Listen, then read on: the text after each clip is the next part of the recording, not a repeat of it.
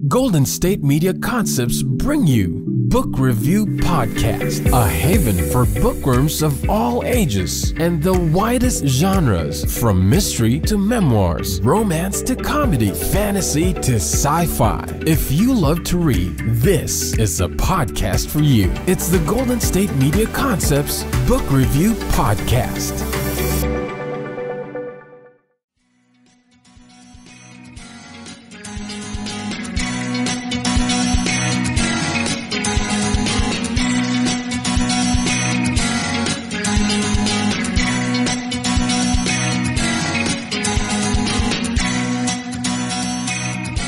Hello and welcome to the GSMC Book Review Podcast, brought to you by the GSMC Podcast Network. I am your host, Sarah, and I hope you are having a wonderful week so far, coming off of a great weekend. I just spent a little over a week on jury duty. It was my first time ever sitting on a jury. It was a criminal trial. We reached a verdict. I'm not going to go into detail about the case, but it was equal parts interesting and insanely boring. That's all I can say about that. Sometimes, yeah, it was interesting, and at other points it was like, oof. I mean, I knew it wasn't going to be like it was on TV, but wow, I wasn't expecting my coffee is not strong enough for this boredom portion of the trial. At any rate, it is Tuesday, and we have an author interview as usual. This author is, a former coworker of mine. Her name is Juliet Cutler, and it's kind of strange. It's kind of strange how many people I know who have written books and who have then come on the podcast. I think that's amazing that I have so many writer and author friends in my relatively small circle of acquaintances. It's also interesting for me to have spoken with Juliet about her book because we worked together over 20 years ago at a Lutheran summer camp in Montana. I may have spoken about it before. I don't even know. So we knew each other for 10 weeks one summer in 1997, I think. Maybe 98. I think I worked there 97 and 98. So 97 probably. And I have not seen her since. Our lives took us in different directions. In fact, before we started recording, we spent some time catching up, incredibly briefly on the last 23 years since we, not quite 23 years, but over 20 years since we last saw each other. And so it's strange to have a conversation with someone that you knew in a very specific setting for a very brief time, and then over 20 years later, have a conversation. So, you kind of know them, but not really. At any rate, it was a lot of fun to catch up with Juliet and to talk about this book, which I found fascinating. And you might be thinking to yourself, would you just tell me the name of the book, please? And yes, I shall. The book is called Among the Maasai. It is a memoir. As I said, it is by Juliet Cutler. In 1999, Juliet Cutler leaves the United States to teach at the first school for Maasai girls in East Africa, marking the beginning of a 20-year journey to empower young Maasai women through education. Working alongside local teachers, Cutler is transformed by the community she finds in Tanzania and by witnessing the life-changing impacts of education on her students, many of whom face staggering poverty, forced marriages, genital cutting, and other forms of gender-based violence. That is the description of this memoir. It covers those 2 years of teaching, but also a lot of what has gone on in the 20 years since she started teaching there, and her continued relationship with the school and her evolving role in that relationship. I found this book to be so fascinating. Because it's, again, someone I knew very briefly, and now I'm getting this glimpse into her life, and a life that I didn't know much about, but also because I didn't know a lot about the Maasai. I know a little bit from readings here and there, but this gives a really good perspective on how their culture is changing because they are a nomadic society. So how that is evolving as the world around them changes, how is changing in terms of education, especially educating girls. And Juliet's perspective on that, especially coming in as an outsider and a white outsider, she's so thoughtful and so conscientious of that role, her role as a white American coming in, being perceived in a certain way, her history, maybe not personally, but obviously the cultural history of colonialism and how that affects a white person's relationship with a colonized people. She just does a really masterful job of delving into all of these topics and bringing it together in a memoir that is so engaging and so easy to read and experience. I say it reads almost like a novel. It's not quite a novel, but because she intertwines not only her story, but the story of some of her students, you get different aspects and different perspectives. And so you get a bit of those novel-like qualities. And I really enjoyed it, and I learned a lot from this book. So let's go ahead and turn now to the interview with Juliet Cutler. Again, the book is Among the Maasai, a memoir. Hi, Juliet. Welcome to the podcast. Thank you so much for joining me. Thanks for having me, Sarah. It is wonderful to have you here, and I am excited to talk about your memoir. It's called Among the Maasai. Before we get to the memoir, though, if you could share just a little bit about yourself so my listeners can get to know you a bit, that would be great. Sure. My name is Juliet Cutler, and I currently live just outside of Atlanta in a small community called Serenbe that's focused on art, the environment, and culture. So it's sort of an interesting place, and then it's built around an organic farm as well. I've lived in a number of different places. I moved to Atlanta from Amsterdam, where my husband and I lived for about 6 years. We've also lived in Minneapolis, St. Paul, and I grew up in Montana. So part of that biography is in the narrative of my memoir, but that's a little bit about who I am. Professionally, I work as a planner and writer for clients around the world, developing educational programs and exhibits for places like national and state parks, museums, nature centers, places like that. Wow, that sounds like a really fascinating, just from the overview, sounds very interesting. We could probably have a whole long conversation just about your life. Right. But since it's a book podcast, we'll jump to the book. It is a memoir, as I said, and it's called Among the Maasai. So can you give a bit of an overview of the story? Right. So the story is largely set right at the turn of the 21st century. So I went over just after I had finished my undergrad degree, and I was partway through my graduate degree. I came out of my undergrad as a certified English teacher, and I heard the stories of these young Maasai women who so desperately wanted to go to school that they would run away from home, show up on the doorstep of this secondary school and beg for a place there.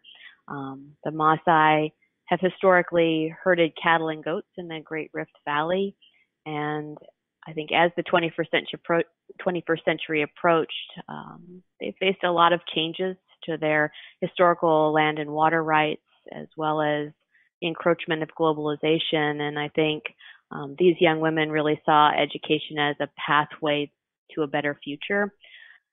And so I was really moved by those stories of these young women and their plight, and volunteered to teach in East Africa for 2 years. I was there as a volunteer English teacher. And so this memoir really tells the story of what it was like as a young American to go abroad, to work there for 2 years in a culture that was radically different from my own. It talks a lot about my transformation, the things that I learned from that process, it also shares the stories of some of my students and the issues that they faced as young Maasai women. So it's sort of a coming of age story in many ways. The story continues through, though, really almost to the present, in that it talks about what it was like to come back to the United States, and then sort of paints a picture of what this school has achieved over the last 20 years in the transformation of young women's lives who live on the margins where poverty and violence is very prevalent. We're going to go ahead and take our first break of the podcast. When we come back, we'll be speaking about a young woman in the book who has certain parallels to Juliet's story. So stay tuned. You're listening to the GSMC Book Review Podcast, and I will be right back. Are you tired of the same old news? Are you sick of the seemingly endless political spin and negativity? The GSMC America Still Beautiful podcast is a weekly news podcast covering all the top positive and uplifting news stories. We cover stories that will inspire, uplift, and remind you of the good in the world. Tune into the Golden State Media Concepts America Still Beautiful podcast to get all the great and positive news stories of today. Download the GSMC America Still Beautiful podcast on iTunes, Stitcher, SoundCloud, Google Play, or anywhere you find podcasts. Just type GSMC in the search bar.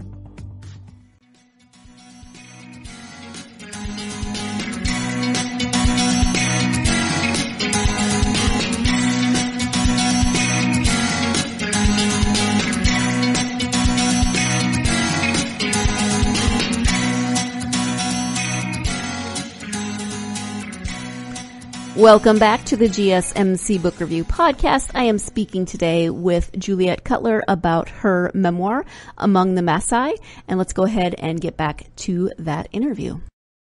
Yeah, and there is a young woman in the book. It feels like you kind of tell her story in parallel with yours, and please pronounce her name for me because I don't want to butcher it. Starts with N. Yep. It's Nangita, and I do, the book starts really with her story of what it means to grow up being Maasai and the challenges that she faces as a young woman trying to find her way in the world. And that leads her to more or less run away from home to this school. And it traces her story, sort of what she faces related to things like arranged marriages, and the Maasai still practice female genital cutting as part of a coming of age ceremony, and then traces her all the way through a college education. And while my story obviously is radically different from hers, in that I come from a very different place and a very different culture, I also left home to explore a big, broad world and learn from that process. And so there are some parallels in the ways in which Nangita and I come to understand that the world is a lot bigger than we thought it was at the beginning of the book. And one thing that I really appreciated about the book, especially your time teaching there, was obviously you went over with, your experience, your life experience, and encountered a vastly different culture. Some of your students, though, were also encountering a different culture than what they'd grown up with. But as I said, I appreciated about the book was your struggle, your journey, however you want to describe it, with figuring out what your role was there, how you could help without bringing, so much cultural baggage in terms of being a white person in an African community, et cetera. Can you talk a little bit about that process for you and what you learned from the experience? Absolutely. So, as I said earlier, I grew up in Montana, and the Crow Indian Reservation is not that far from where I grew up. So I grew up understanding the long history of white intervention in indigenous populations and how that's led to a lot of challenges for American Indian communities here in the United States. And so that was the lens that I brought with me when I went to Tanzania.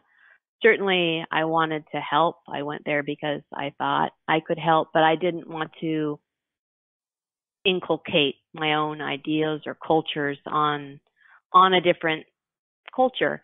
And so I was very careful in terms of doing my homework about this school. It was established by a group of Maasai elders who really saw the ways in which their culture was being stressed and threatened as globalization approached. When I was there, we didn't have any telephone service, but now if you go to Tanzania, you'll see the Maasai still herding their cattle and goats while talking on cell phones. And so, sort of this global culture was approaching. And so these Maasai elders saw education as a pathway forward to develop new leaders that would face new challenges in the 21st century. And in their wisdom, they saw that girls had traditionally not had many opportunities at all for education. And so they really needed to create a special place for girls where girls could thrive and gain an education in order to sort of develop a balance to leadership for the future. And so those are really the roots of the school in terms of the idea and the inception for it. Of course, those Maasai elders partnered with a nonprofit organization here in the United States called Operation Bootstrap Africa that provides most of the funding for this school. So the roots of the school really are coming from sort of the Maasai request for assistance in doing this work. Certainly, one of the things I learned as part of being there is that we always come with our culture. That's sort of impossible to leave behind. And so, I did my best to sort of follow the lead of local people and rather than sort of coming in and saying, I have the answers and I'm here to save you, sort of saying, I'm here to help. Please guide and direct me in the ways I can be most helpful to you. Yeah, and you went with your then boyfriend, then fiance, and now you're married. You went with another person. Did you? He worked at another school close by, but did you have a lot of? What am I trying to say? I would imagine that your conversations on all of these topics were a huge part of your lives and your relationship at that time. Did you find that it helped to have someone that very close to you to have those conversations with, to clarify, or did it help give you any different perspective? How was that in terms of that? That's a pretty incredible relationship step. So how was that for the two of you? I think this experience in Tanzania really defined who we are individually and who we are as a couple. It shaped the way we view the world and our role in it. And so all of those things are sort of foundational ultimately to a marriage, that you sort of have a similar outlook. But I think it wasn't just Mark, who's my now husband, who I shared this journey with. I think whenever you have a big experience in life that challenges you and shapes you, it's important to have friends and mentors along the way. And certainly Mark was and is that to me. But there were also some key people I talk about in the book who were a bit older than us and served as mentors. One of those was a Tanzanian educator named Dr. Msajili. He served as a local mentor to both of us, guiding us as we navigated our way in a different culture. And then we had some Americans who were there who also served as mentors to us and resources just in dealing with some of the things that you deal with when you're in a different culture, and also when you live in a place of deep poverty. And so I talk in the book a little bit about Jean and Marv. They were a couple that were placed at the same school that I taught at. And then there was another couple, Doug and Linda, also Americans, who served as volunteer coordinators in Tanzania.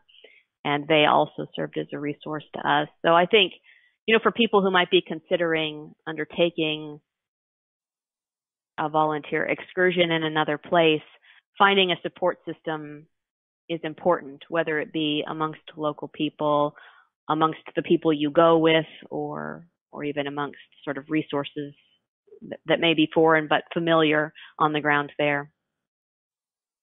Mm-hmm. And how was it to be in a relationship and get married from your own cultural perspective while living in a place that has very different understandings of marriage and gender roles? So that was a little nervous for us at first. We went into the experience sort of having been coached that courtship looks a lot different in Tanzania than it does here in America. Among the Maasai, there isn't really courtship. Marriages are arranged. And so how do you behave as a young couple in a context where the rules are different about how you relate to one another?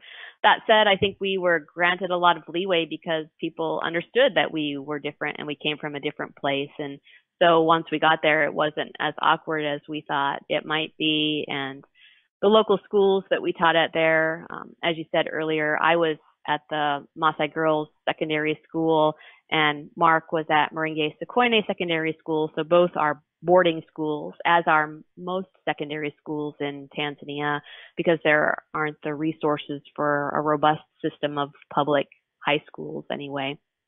And these schools were only about a mile apart, and the staffs came together to throw us a wedding shower when we came back from getting married. And so it was really delightful to be welcomed in that way as a couple, and to be part of their cultural sort of celebrations related to marriage.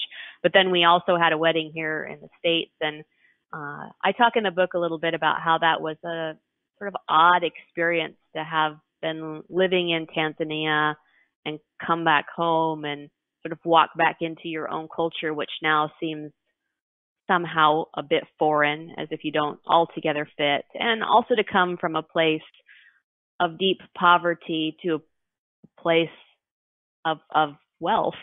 And how do you navigate when your friends and colleagues back in Tanzania sometimes struggle to send their children to school, for the Maasai, many of them struggle to feed their children. You come from that kind of a context to a context of, in some ways, excess, and how do you navigate that? How do you come to terms with that? And so I talk a lot in the book about that in relationship to our wedding, but also in relationship to coming back to the United States to live on a more permanent basis. Let's go ahead and take our second break of the podcast. When we come back, Juliet will be talking about some of the big picture things that she learned from her experience, some of the non-big picture things she learned from her experiences in Tanzania. So stay tuned. You're listening to the GSMC Book Review Podcast, and I will be right back. Tired of searching the vast jungle of podcasts? Now listen close and hear this out. There's a podcast network that covers just about everything that you've been searching. Hey! The Golden State Media Concepts Podcast Network is here. Nothing less than a podcast bliss with endless hours of podcast coverage. From news, sports, music, fashion, cooking, entertainment, fantasy, football, and so much more. So stop lurking around and go straight out to the Golden State Media Concepts Podcast Network. Guaranteed to fill that podcast itch. Whatever it may be. Visit us at www.gsmcpodcast.com. Follow us on Facebook and Twitter, and download us on iTunes, SoundCloud, and Google Play.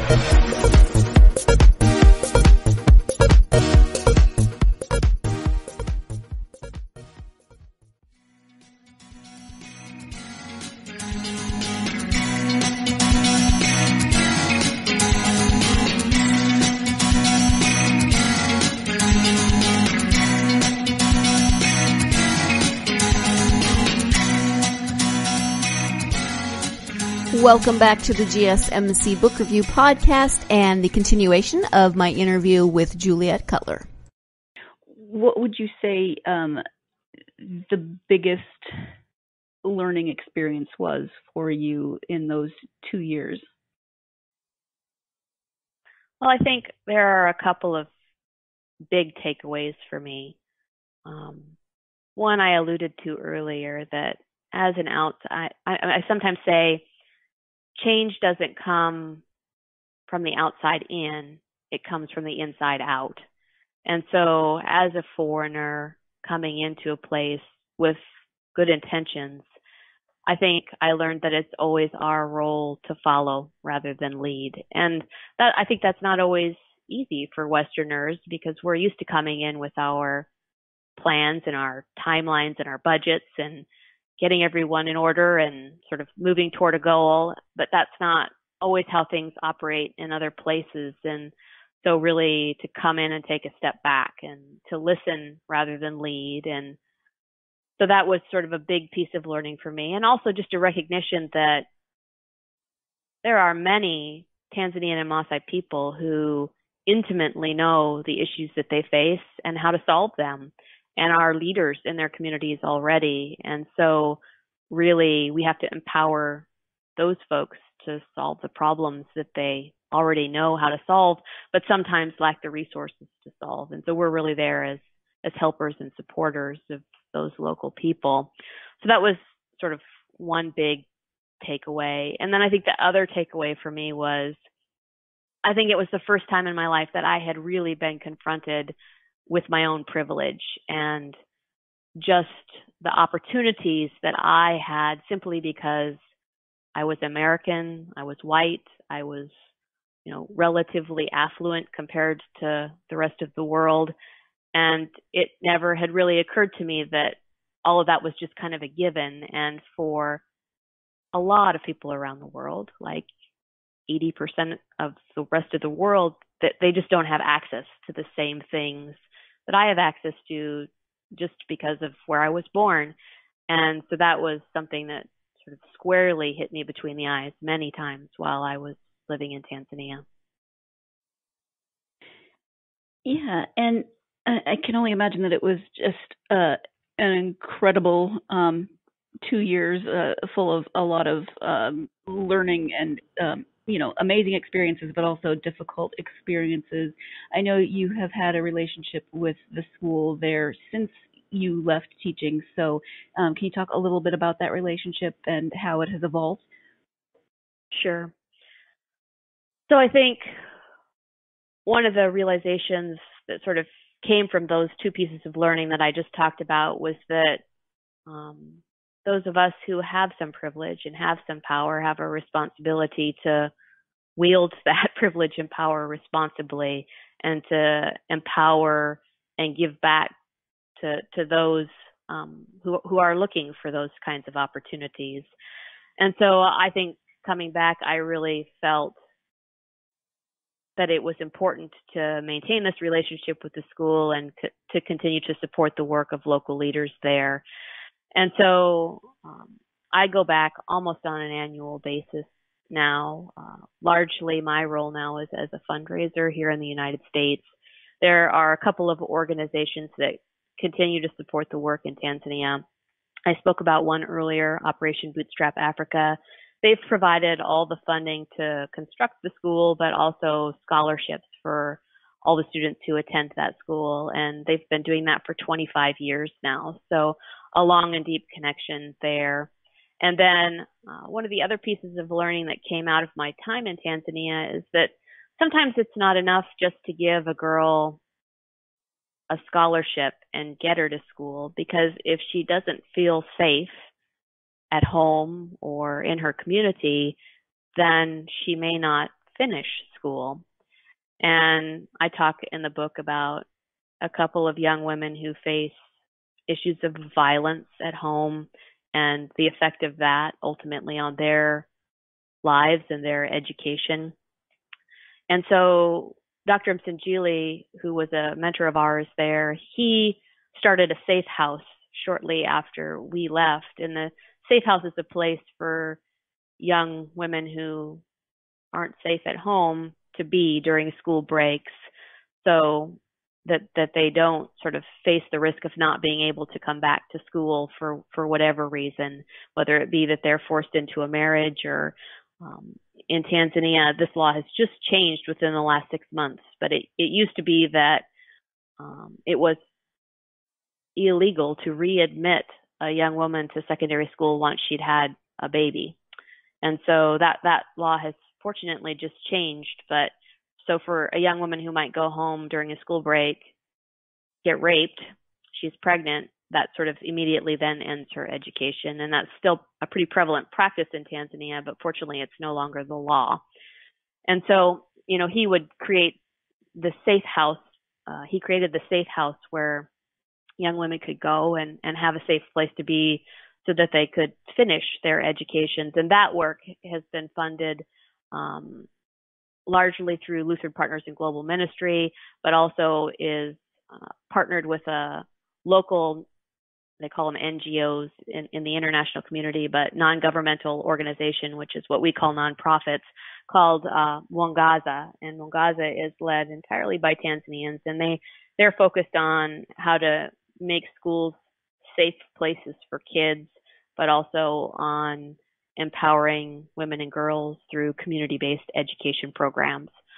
So those are the ways that I remain connected there, is in supporting those organizations and the work that they're doing by raising money here among Americans, by writing this book. All proceeds from the sale of the book are going back to support these two organizations that I just spoke about. So the impetus for the book really came about, I think, on the one hand, it was an effort for me to sort of process what this whole experience had meant to me, but it was also meant to be a tool to raise awareness about the issues that young women and girls face, not only in East Africa, but around the world, and the ways in which we might support and uplift these young women. Thank you for that. I really appreciate it. What would you hope that readers would take away from the book? I think the biggest takeaway I would have for readers is the profound effect that education has on women and girls who live in poverty. It really does have the power to transform lives.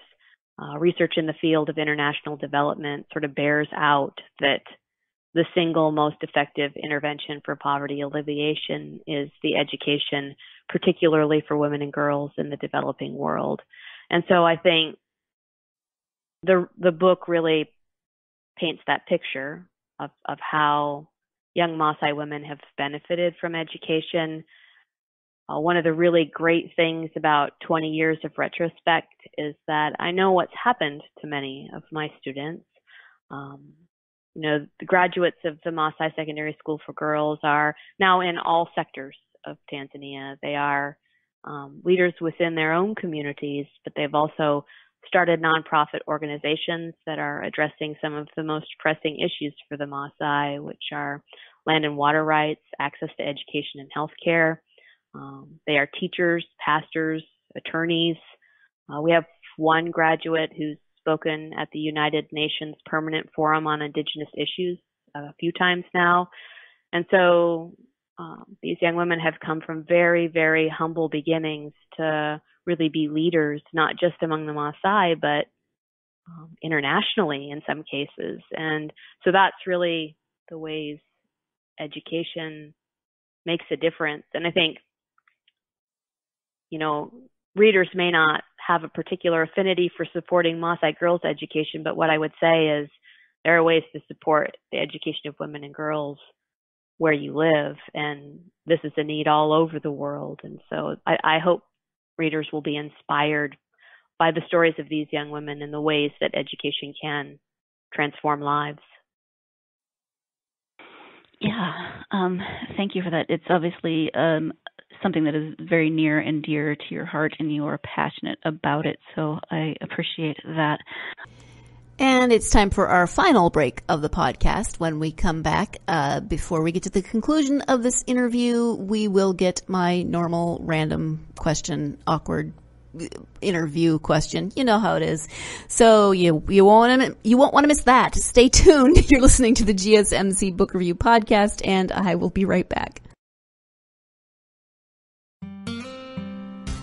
pets bring such joy to our lives, and the GSMC Pets podcast is here to share in that joy. We'll tell stories of pets finding their forever homes, acting in unexpected ways, being helpful, or just being silly. Whether you love dogs, cats, llamas, reptiles, fish, or you've never met an animal you didn't like, the GSMC Pets podcast is for you.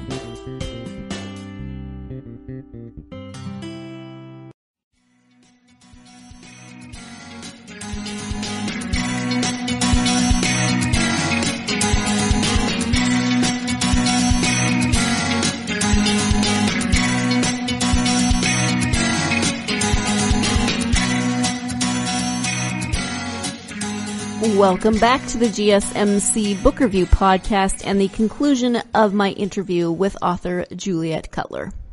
Slightly random question. Are you fluent in Swahili?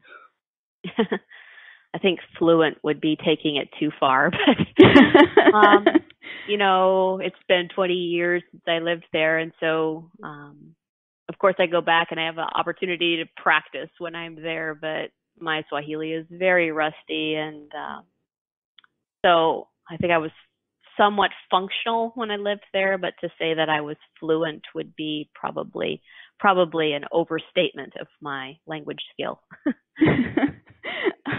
I ask because I do a lot. I tend to project a lot while I'm reading a book and think of myself in a situation, and I'm just amazed when people go to a culture where they do not speak the language, fluently or conversationally is one thing, but I just don't know that I'm that brave to go and try to speak to people in a language that is not my own. So I am impressed with people who can do that. Well, one of the first things we did when we arrived in country was spend, I think it was about 6 weeks at a language school. And that gave me a working knowledge, but learning foreign languages has always been a struggle for me. So I think I cobbled it together and made it work, but I think it wasn't without, I think you have to have a good sense of humor because sometimes the things that come out of your mouth are not what you intend, or there's just funny situations that arise, but we had to learn to laugh at ourselves quite a bit there. I bet. Would you like to write another book, whether a memoir or something else? I think the short answer to that is yes. I don't have a specific project on the horizon right now. I did just finish a book for the National Park Foundation. It's a junior ranger book about the Transcontinental Railroad. So professionally, I do a lot of writing, and I think it would be fantastic to write a book for one of the sites that I work at. I often get to work at historically significant sites or places that have beautiful natural resources. And so I think that would be possible for me. In terms of a book that's this close to my heart and sort of this personal, I don't know that I have another book like that in me, but maybe another book. Okay. Thank you. And I know you do a lot of writing, as you said, for your work, and you've written throughout your professional life. How was writing this memoir different, or even inspired by some of the other writing that you've done in your life? Well, I think anybody who reads the book will find that it's a deeply personal book. I don't pull punches, and I reveal a lot about what this experience meant to me, and in some cases the toll it took on me. And so in that way, writing this book was a very emotional process for me. And I said earlier that I wrote it to process what the experience meant. And so it took me almost a decade to write this book. And it really did start as an effort to make sense of the experience, and then sort of evolved into a book project.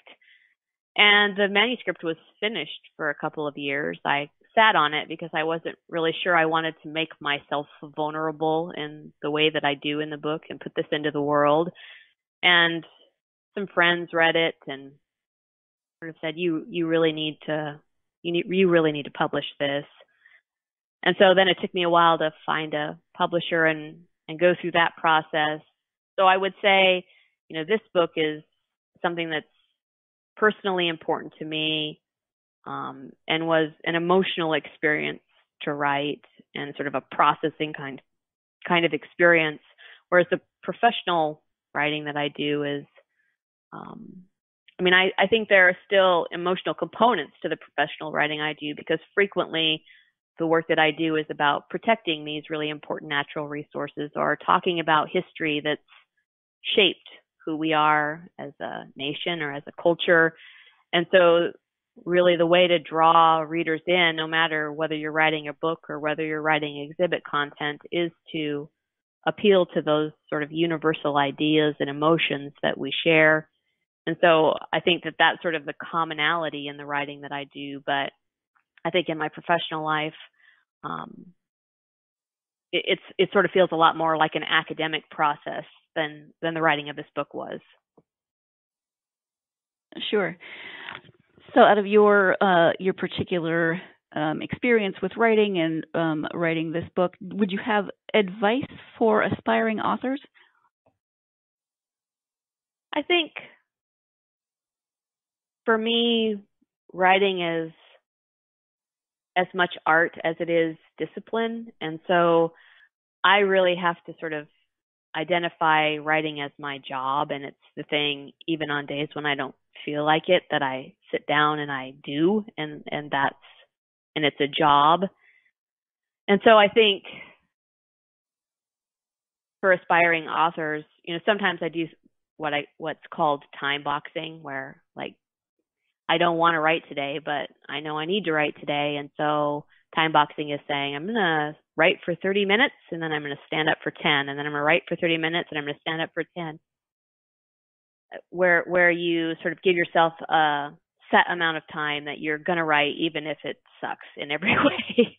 And so sometimes I just have to do that in order to force it. And so I say for aspiring authors, sometimes it's about creating some discipline around your writing practice. That's been important to me. But also I think in terms of aspiring authors who aspire to publish, I think the publishing landscape is shifting radically and has been for a while. And so I think it's important to find your niche in terms of where you fit. And for me, it was a small independent press that publishes only women writers, but for other writers, there might be a different niche. But I think educating yourself as much as you can about the way the publishing industry is changing and finding your path there is not without its challenges, but important as the writing work. So when you take the time to read for yourself, do you have favorite authors or genres that you turn to? That's a good question. Choosing a favorite author or a favorite genre is kind of like asking me to choose a favorite food. It depends on the day and what I feel like. But I will say that I am a big fan of Nicholas Kristof and Cheryl Woodan. They wrote a book a number of years ago that sort of inspired me to write the book that I've written, which is Half the Sky. And that title is based on I believe it's a Chinese proverb that women hold up half the sky. And they tell the story of a number of different women across the globe and the challenges that those women face. And they're out with a new book right now that's at the top of my list. I haven't read it yet, but it's called Tightrope. And it's actually focused here domestically around the plight of the middle class. And so I'm excited about that book. I've also recently finished Melinda Gates' book, Moment of Lift. And again, she's talking in that book about women's issues around the world. And so certainly I like to read other authors who are writing about issues that are important to me, sort of more on the fiction side. I've finished a book recently by Ya Gyasi called Homegoing, and that's a book of fiction that's set both in West Africa but also here in the United States. And I think the theme that runs through that is the way that violence resonates through generations. And so it's really the story of slavery and its impact here in America, but also in West Africa, specifically on a specific family. And then I think sort of my all-time favorite books are the Harry Potter series, a great escape into a world where good reigns over evil. Yeah. Sometimes you just need that on any given day. Where can people find you on social media and the internet? Do you have a website? Where can people interact with you? I do have a website. It's just my name, so julietcutler.com. And there are a number of resources on there for people who are interested in the issues that I've talked about today, namely empowering women through education. There's also a book group guide with some questions for people who might want to read this as part of a book club. And then there's also links there to the organizations that I spoke about today, Operation Bootstrap Africa and Mwangaza, if you're interested in supporting this work further. As I said earlier, just by buying the book, you're supporting the work because the proceeds are going back to these causes. But that's where I am on the internet, and then I'm on all social media platforms, so you can find me on Facebook, Instagram, and Twitter. Okay, thank you for that. We have talked about a variety of different topics, but is there anything that we have not covered that you wanted to mention in terms of the memoir, in terms of the Maasai, in terms of writing? Anything that we haven't talked about? No, I think we've really covered the ground. I appreciate the opportunity to join you on your podcast.